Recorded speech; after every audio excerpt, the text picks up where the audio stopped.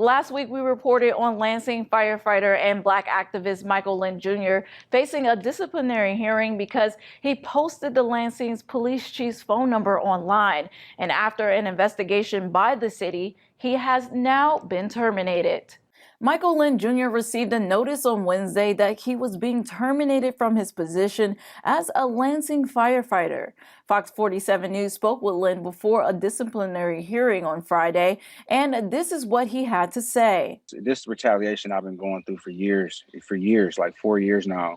And they use their AOGs or their operating guidelines to, dig deep into books to find rules and regulations that really villainize my advocacy and my activism. And that's really what they've done. Fire Chief Greg Martin said in a statement Wednesday that the fire department determined Lynn's actions were in violation of numerous department policies. Specifically, Lynn posted Police Chief Daryl Green's phone number on Facebook last month. Lynn was upset after a department Facebook post mentioned a police dog that died in 1999, but not 18-year-old AJ McKinstry Jr., a Black teen who died at the hands of Lansing police that same night. His attorney says no disciplinary actions were imposed at that time. It was only the day after Brandon Betts had made the false allegations that Mike had threatened him that then Mike suddenly received a notice that he was being disciplined about providing Chief Green's phone number to the community. So we suspect that there may be a connection. The timing doesn't really make sense otherwise, but we don't have any direct evidence of that.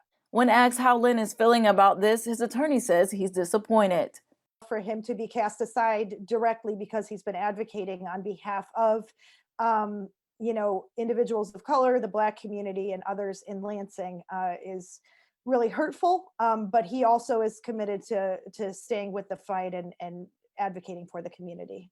A press release from Lynn's attorney included a statement from Chief Green saying, quote, "There is no free speech argument to be made. This was a malicious use of information gained that is directly related to his position as a City of Lansing employee." A police department spokesman said Green did say that, but that the statement was made internally. Lynn posted on his Facebook page on Wednesday saying, quote, "They took my health care and my wife's health care. This was the most devastating blow given. I suffer from duty-related PTSD and my wife suffers from lupus. But given I haven't been paid in months, nothing much else changes."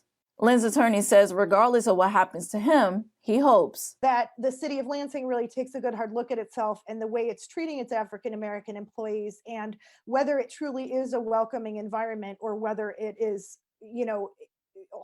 holding members of the community who happen to be people of color or minorities in some other way to a different standard than how they're holding their white and other more mainstream employees.